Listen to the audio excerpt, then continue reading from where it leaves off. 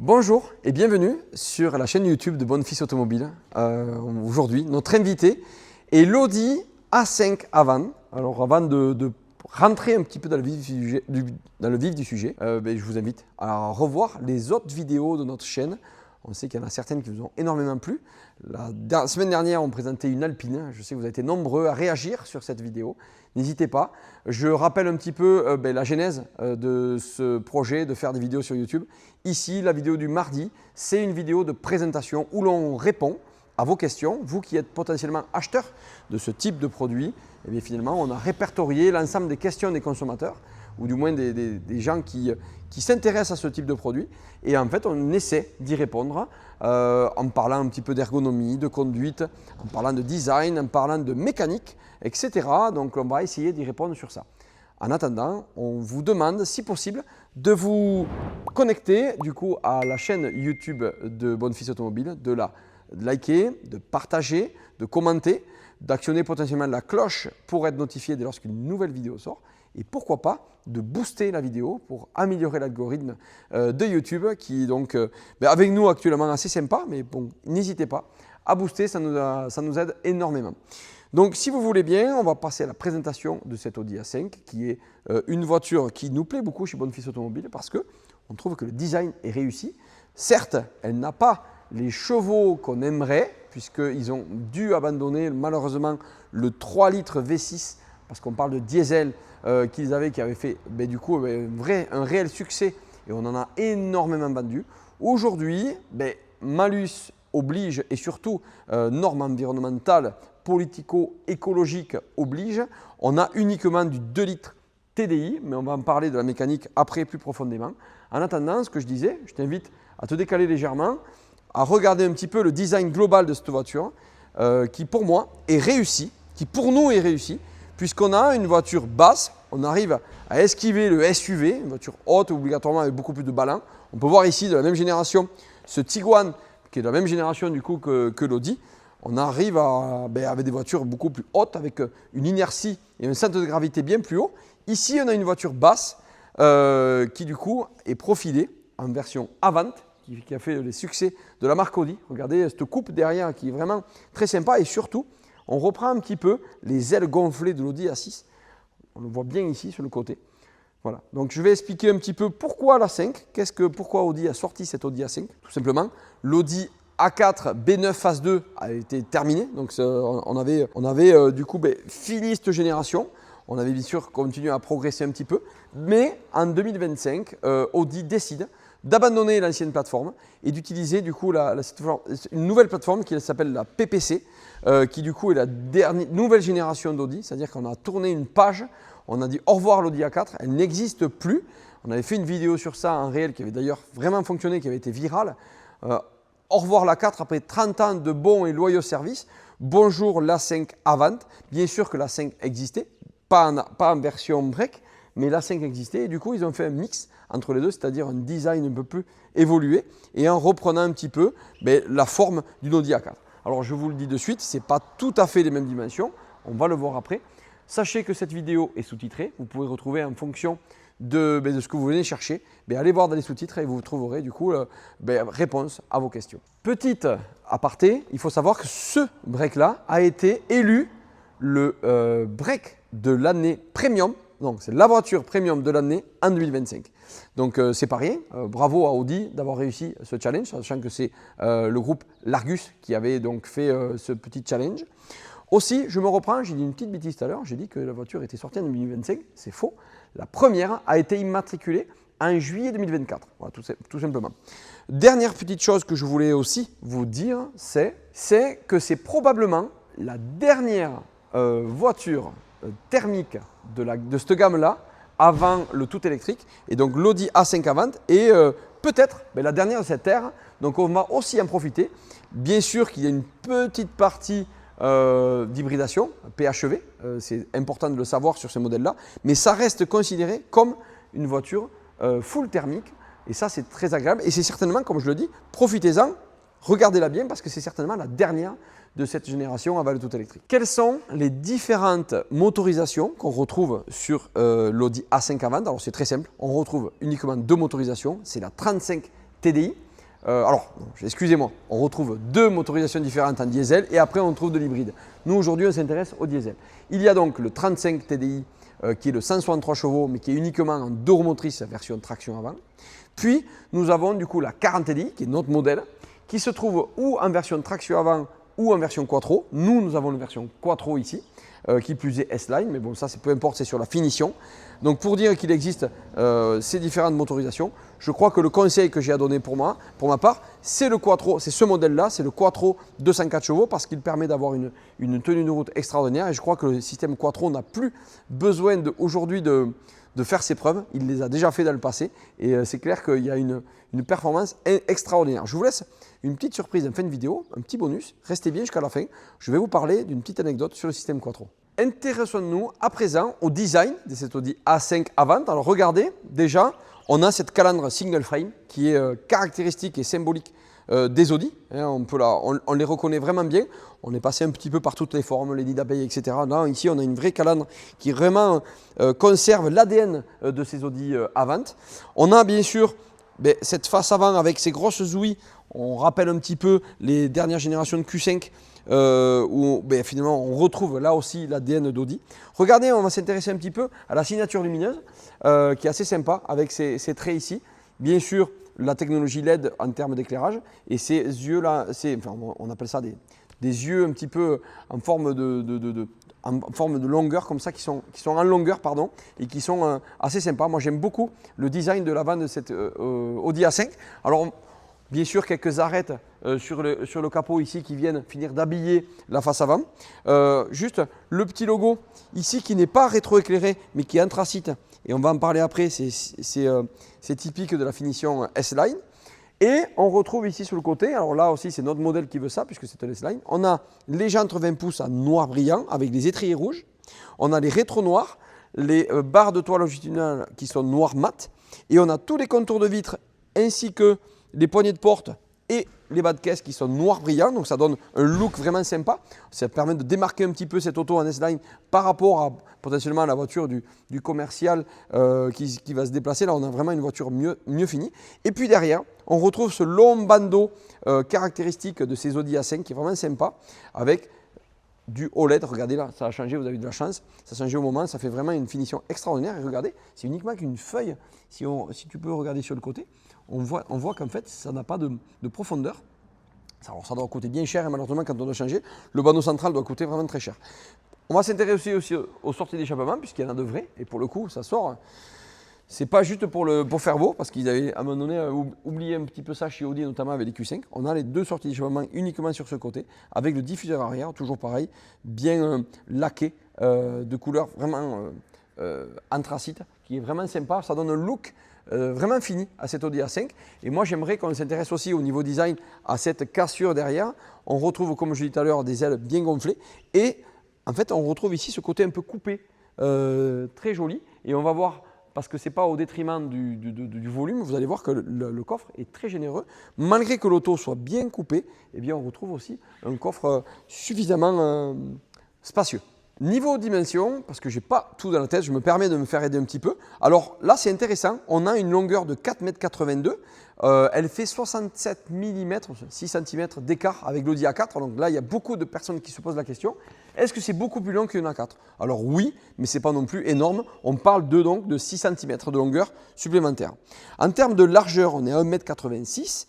En termes d'auteur, on est à 1,460 m. Donc là, c'est clairement un break, ce n'est pas un SUV. Et puis, au niveau de l'empattement, on est à 2,90 m. Et on veut parler du poids, puisqu'on en reparlera après avec la puissance, mais le poids est de quand même 1 tonne 975. Voilà. Le gabarit est quand même, je trouve, bien dosé par rapport à ce qu'on a pu voir sur d'autres voitures. On a finalement une plateforme qui reste suffisamment confortable et avec une super tenue de route pour faire vraiment de la route et rouler, même quitte à prendre un peu de vitesse. Mais aussi, on a un gabarit facile à garer, facile à manœuvrer, si on devait la comparer par exemple à l'Audi A6 ou à d'autres gros SUV.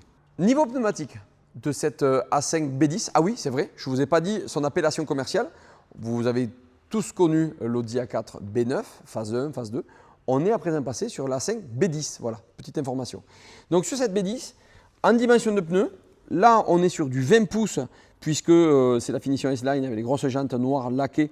Donc on est sur du 2,45 35-20. On trouve la dimension ici. Donc c'est du Bridgestone, la moto d'origine. On retrouve sur les finitions un petit peu inférieures du 19 pouces bien sûr, du 18 pouces et jusqu'au 17 pouces pour les toutes petites, les 35 TDI. On va s'intéresser à présent à l'intérieur de cette Audi A5 B10. Alors regardez, les poignées, elles ne bougent pas. C'est carrément fixe, notamment pour l'efficience et pour l'air. Hein. Mais en fait, finalement, c'est dessous, on a un bouton, un interrupteur pour ouvrir la voiture. Donc c'est assez sympa, franchement, c'est assez agréable au toucher. Et on va s'intéresser à présent à l'intérieur, tant que tu es là. Alors ce système, cette voiture-là, a la finition BO, Bang & Olufsen. Regardez, c'est rétro-éclairé, c'est très sympa. On peut bien sûr choisir la couleur d'ambiance de la voiture. On a aussi les éclairages extérieurs qui se règlent d'ici. À l'époque, donc même sur les R6 et autres, c'est là. Ici, on le retrouve dans la porte. Donc on salue tous les carrossiers qui nous regardent et vont se régaler lorsqu'ils vont dégarnir ces voitures parce qu'il doit y avoir un paquet de broches là-dessus. Bien sûr, l'ouverture du haillon. Et on peut retrouver du coup une finition assez agréable avec des surpiqûres cuir partout, là, sur toute la porte. Une finition très sympa, très jolie. Et bien sûr, là, les plastiques de dessous, toujours un peu moins qualitatifs. On va s'intéresser à présent au côté info, divertissement et surtout des écrans tactiles. Alors on a ici, au niveau du Virtual Cockpit, un écran qui fait 11,9 pouces, juste là. Donc bien sûr, tout est configurable sur mesure. On peut choisir les différents modes ou les différentes vues que l'on veut avec les consommations, le GPS, etc. On a un écran ici qui fait 14,5 pouces. Du coup, tout est tactile. Alors vous voyez, on retrouve cet aspect dalle comme on peut le voir au départ chez Mercedes puis chez BMW. Ça y est, Audi s'y est mis. Et là, on voit clairement la rupture et le changement direct par rapport aux Audi A4 B9. On n'a plus de boutons. Alors certes, on l'avait déjà sur la phase 2 où on n'avait plus la molette. Mais là, au-delà de la molette, on a carrément plus de boutons. On a uniquement cette molette là pour le son et pour changer de station ou de musique, pour arrêter. Et puis, en fait, il n'y a plus de boutons. Il n'y a plus de boutons physiques. Et là, c'est clair qu'il y a une réelle rupture. Ensuite, on a aussi, regardez ici, l'écran pour les passagers. Alors ça, c'est clair que ça a beaucoup plu à mes enfants, pour être complètement honnête, puisque on a ici la capacité de pouvoir voir, si on le souhaite, avec l'Apple CarPlay, 10 heures, choisir sa musique. Pour le passager, c'est assez sympa. Alors, ils n'ont pas fait le choix de pouvoir créer une sorte d'écran qui devient obscur pour le conducteur lorsqu'on est en diagonale à 45 degrés. Du coup, le conducteur peut avoir accès à cet écran. Le problème, c'est que du coup, le passager ne peut pas forcément regarder des vidéos telles que YouTube, Netflix ou autre. Je sais que sur notamment certaines voitures, il y avait cette opacité à 45 degrés pour que finalement le passager puisse consommer du contenu, notamment pouvoir se connecter à YouTube et à la chaîne Bonfils Automobile en roulant. Malheureusement, vous ne pourrez pas ici le faire. Pour continuer avec le design intérieur de cette voiture, c'est clairement magnifique. Hein, c'est la finition Audi, du surpiqûre comme je dis partout. Les sièges, alors je t'en prie, merci de bien les filmer. On a bien sûr cette avancée de siège comme on connaît bien chez Audi. Du cuir et du cuir de qualité, j'insiste, ce qui n'était pas le cas la dernière fois où j'avais fait des vidéos notamment sur les Cupra. Là, on ressent qu'on est bien chez Audi, on n'est pas dans les autres marques du groupe. Et puis voilà, ces petits logos S ici qui veut dire que c'est un véhicule S-Line. Ces sièges qui ressemblent un petit peu à des baquets, qui sont très sympas esthétiquement. Et puis on retrouve le logo S ici au niveau du volant, de la troisième branche. On le trouve aussi sur le marchepied ainsi que lorsqu'on ouvre la porte, vous pouvez le voir ici. Et puis j'ai envie qu'on s'intéresse un petit peu à son volant qui est bien sûr donc un volant de la dernière génération d'Audi avec les deux méplats en haut et en bas. Moi je suis assez fan des méplats, j'adore ça même quand on conduit, je trouve que c'est très agréable de pouvoir mettre sa main comme ça. Normalement on conduit vraiment comme ça, mais quand on va chercher je trouve que c'est très agréable de pouvoir ramener le volant. La nouvelle signalétique, image de marque d'Audi avec de l'alu brossé sur le volant, c'est assez sympa. Et tous les boutons en tactile. Alors on est un peu échaudé parce qu'on a souffert de manque de fiabilité, surtout chez Volkswagen avec les Golf, avec ces écrans tactiles. Aujourd'hui, j'espère qu'il n'y a pas de problème et que les mises à jour se font bien chez Audi. En tout cas, on l'espère. Donc, on a finalement un intérieur assez sympa, plutôt design. Je dirais que là, d'un coup, les séries 3 ont pris un petit coup derrière la tête puisqu'on retrouve vraiment une interface très agréable sur ces nouvelles Audi. Et moi, je me sens vraiment plutôt bien pour arriver à enchaîner les kilomètres. Petite parenthèse sur l'éclairage d'ambiance, que vous pouvez voir du coup ici, l'endroit où il y a l'induction, ou là où je vous l'ai montré tout à l'heure où il y avait le Bang & Olufsen. On a 30 couleurs différentes pour pouvoir finalement s'ambiancer un petit peu dans l'intérieur de la voiture et on peut bien sûr régler l'intensité. Niveau ergonomie, alors regardez, je me mets en position, donc pour moi, position idéale, donc le volant est électrique, j'en profite pour le dire, chauffant et électrique. Ce volant me plaît beaucoup dans cette configuration-là. Donc regardez, j'ai ma bonne position de conduite, où tout tombe bien, je suis vraiment bien positionné. Je passe à l'arrière pour voir un petit peu la place que j'ai si je devais rentrer. Alors il faut savoir que la banquette est une banquette 40-20-40, idéale pour 2 adultes. Pour 3 adultes, on va dire que celui du milieu va être assez serré, surtout gêné par bien sûr le tunnel central. Donc lorsque je me suis mis idéalement à la partie avant, regardez mes jambes, il y a quand même une marge très intéressante pour pouvoir rentrer. Je suis vraiment confortable à l'intérieur. On sent que derrière la qualité, comme je disais, des plastiques est un peu moins bonne en termes de qualité. Bon, ça, on sait que tous les constructeurs ont plus ou moins perdu. Voilà. Après, ici, on a des petites prises USB-C pour pouvoir recharger. Il faut savoir que les sièges arrière sont électriques, sont surtout chauffants, pardon, pas électriques, sont chauffants. Et ça, c'est plutôt agréable lorsqu'on est derrière et qu'il fait froid, d'avoir les sièges chauffants. Voilà, donc globalement, c'est pour 2 adultes. Là, clairement, on voit la différence aussi avec une Audi A6 qui, pour le coup, est beaucoup plus confortable. Au niveau de la manne, on retrouve bien sûr, l'aillon est électrique hein, sur ces modèles-là. On retrouve un espace de 438 litres. 448 litres, ce qui est quand même assez bon, mais c'est quand même inférieur par rapport à une série 3 ou une classée qui avoisine les 490. Par contre, lorsque je vais coucher les sièges devant, on est quasiment à fleur, et là par contre on retrouve un volume de 1270 litres, et c'est quand même beaucoup plus généreux si vous devez mettre un vélo, il y rentre, sachez-le. Après attention de ne pas abîmer les plastiques. Ce modèle-là est équipé du système attelage électrique, regardez, hop, je le sors. Alors je dis que c'est électrique, c'est faux, il est mécanique, mais il se déclenche électriquement. Par contre, ce qui est super bien, c'est qu'on a ici directement la prise d'attelage dedans. On peut voir que ce véhicule n'a encore jamais tracté, la boule n'est même pas abîmée.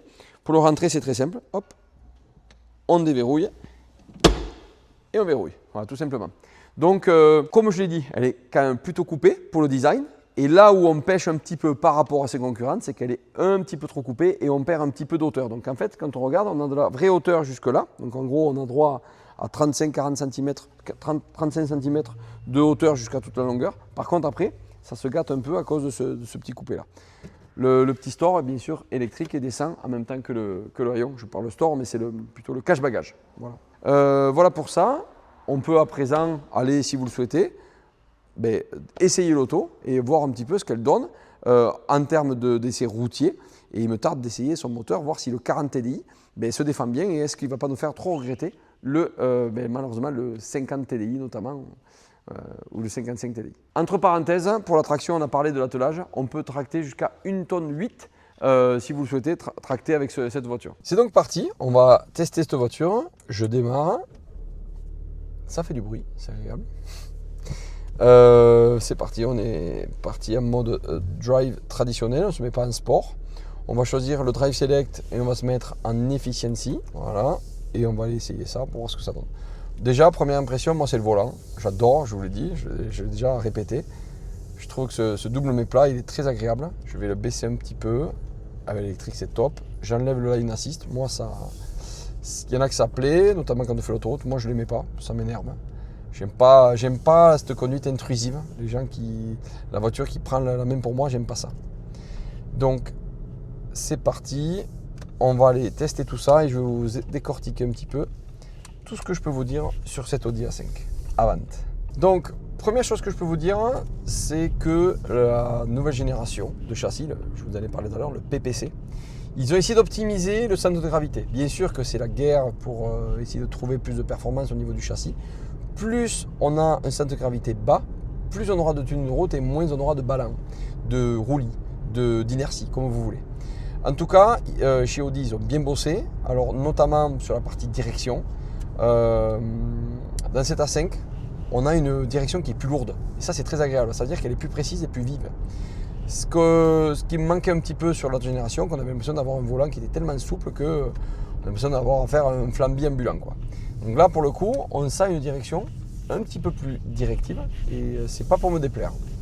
Ensuite, le système Quattro, on va en parler après de la transmission, mais là j'en parle maintenant, c'est pour parler un petit peu des changements.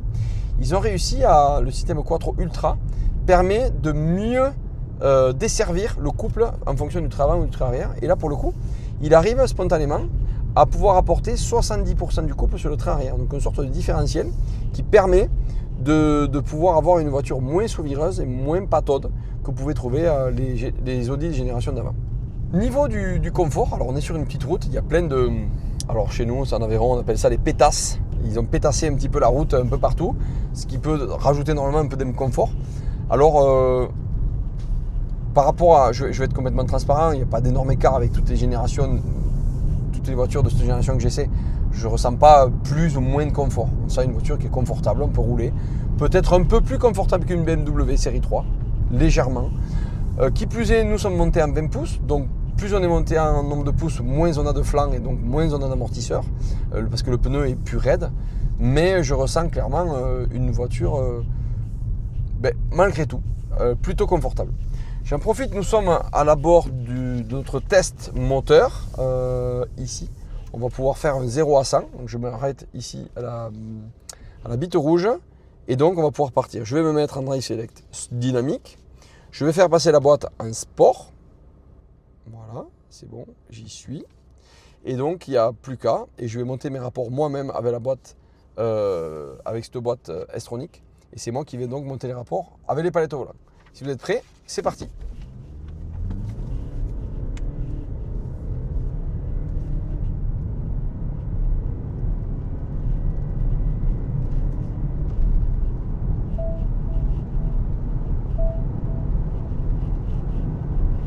Donc, on a un 0 à 100 en 6 secondes 9, qui est équivalent à la BMW série 3 20D. La seule différence, c'est que ici, on a un peu plus de puissance en théorie, mais on a aussi plus de couple. Donc finalement, bon, la BMW est plus performante si on le regarde par rapport à sa puissance, puisqu'elle fait que 190 chevaux. Ici, nous sommes à 204, mais on a le même 0 à 100. Je crois que ce moteur, il ne faut pas le brusquer comme ça. Il n'est pas fait pour ça, c'est une routière. Ce qu'on va apprécier sur ce moteur, c'est plus son couple, c'est plus sa facilité, sa rondeur d'utilisation, sa douceur, j'ai plus envie de dire.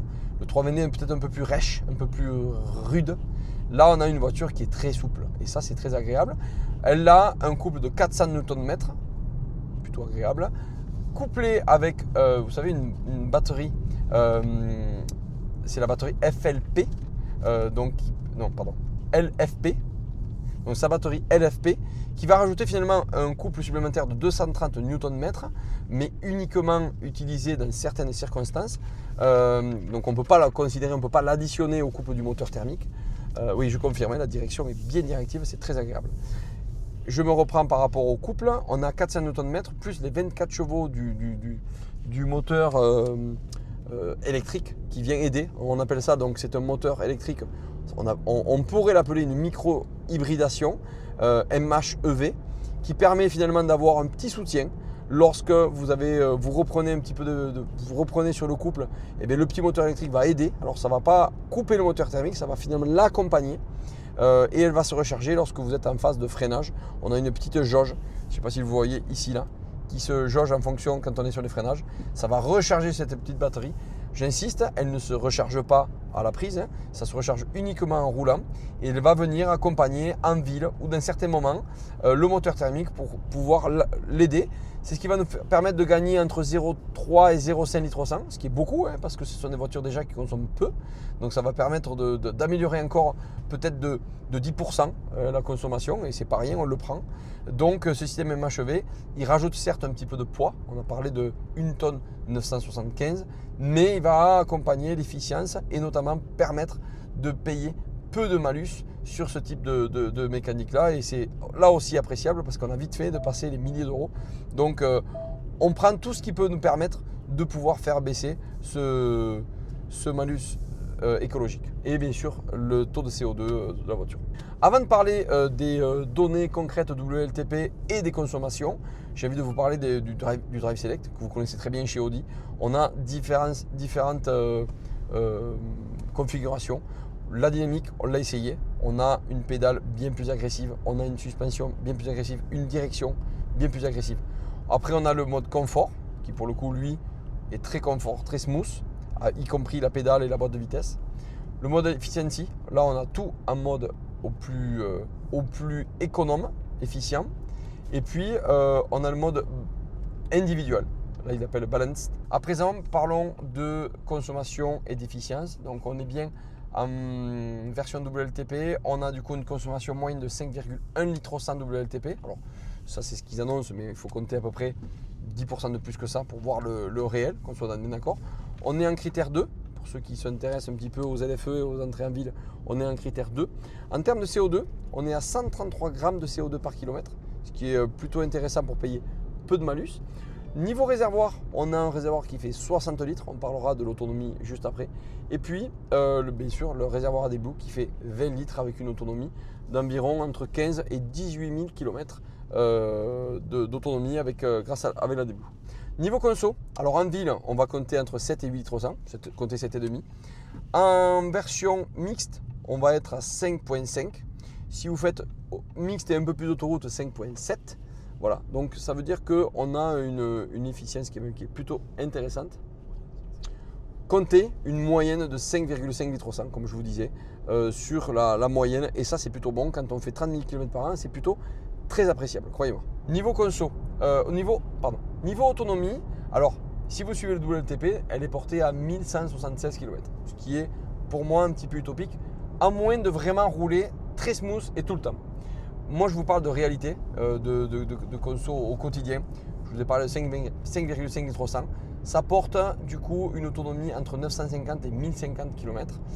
Sachez que le réservoir, comme je dis, fait 60 litres. Donc c'est quand même pas mal. Ça veut dire que vous partez de Marseille, vous montez à Paris, vous ne faites pas le plein. Et ça, c'est quand même plutôt bon. Ce qui n'est malheureusement pas le cas sur toutes les voitures hybrides qui ont des tout petits réservoirs et qui consomment aussi beaucoup plus. Là, vous aurez la tranquillité d'esprit de faire uniquement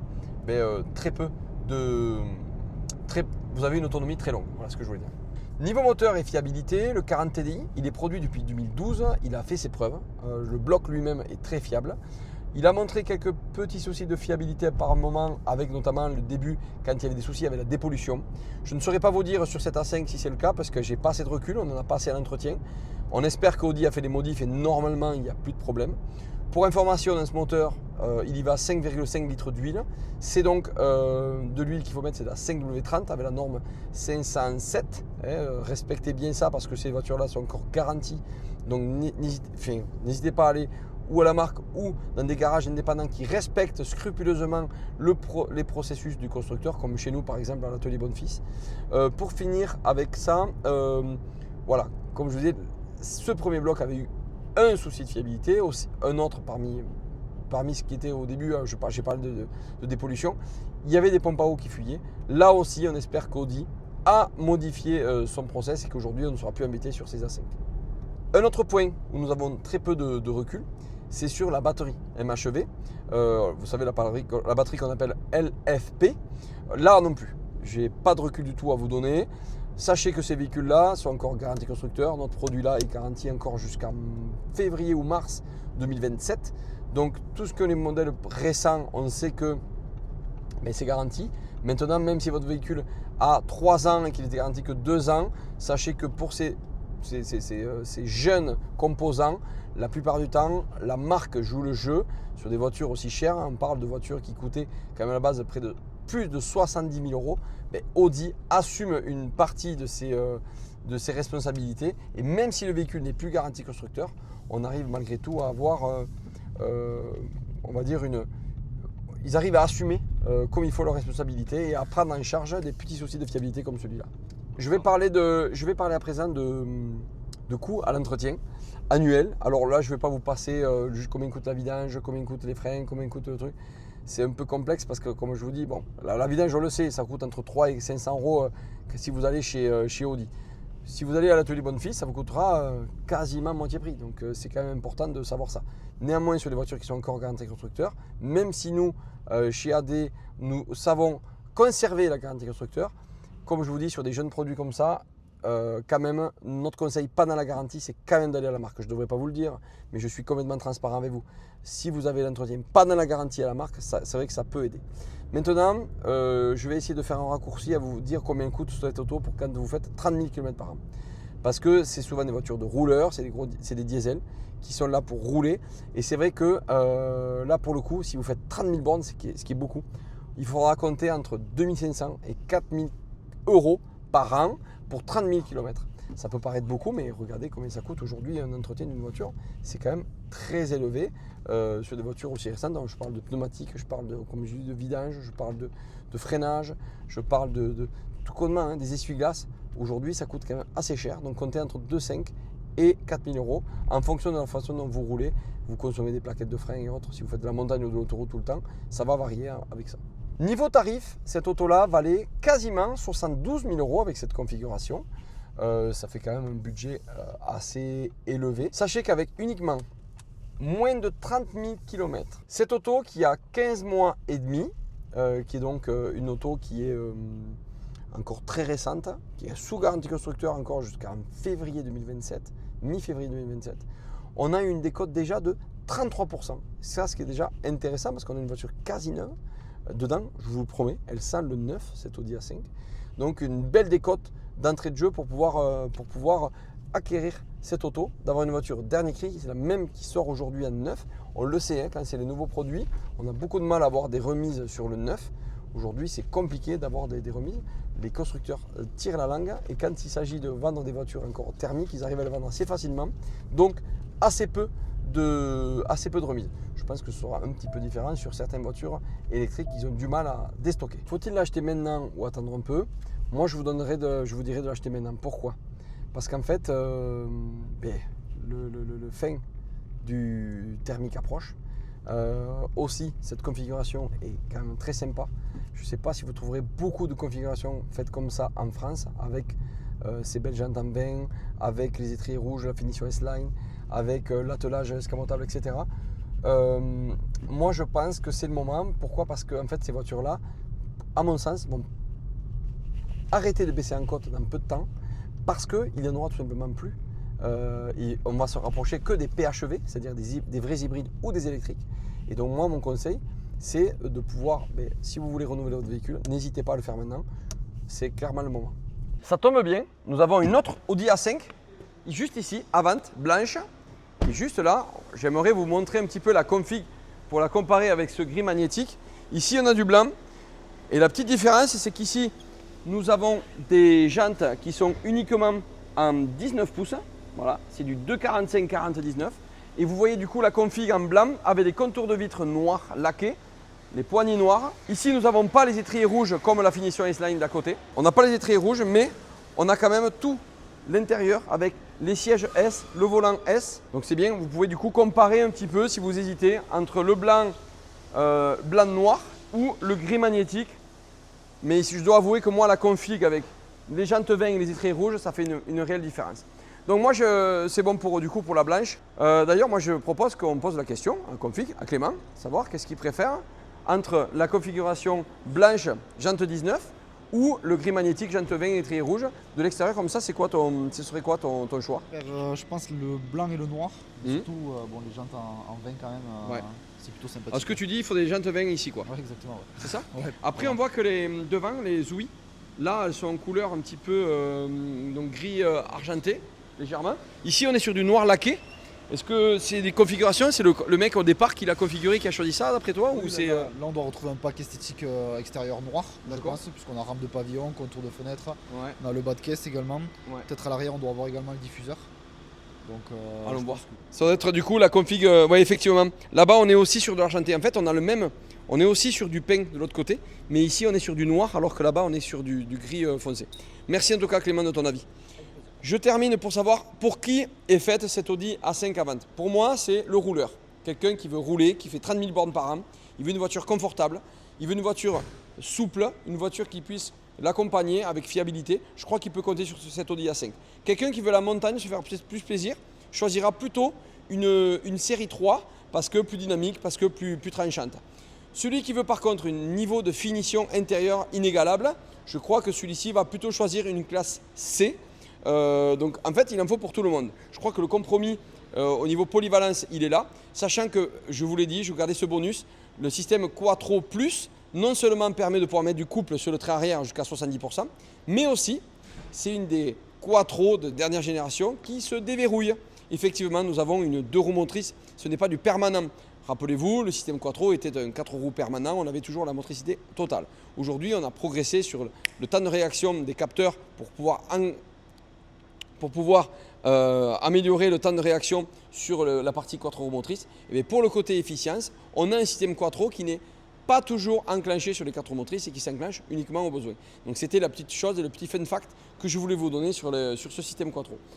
Voilà pour la présentation de cet Audi A5. J'ai sûrement oublié encore des choses que vous auriez voulu savoir. N'hésitez pas à nous le dire en commentaire. On se fera un plaisir d'y répondre sur les commentaires YouTube.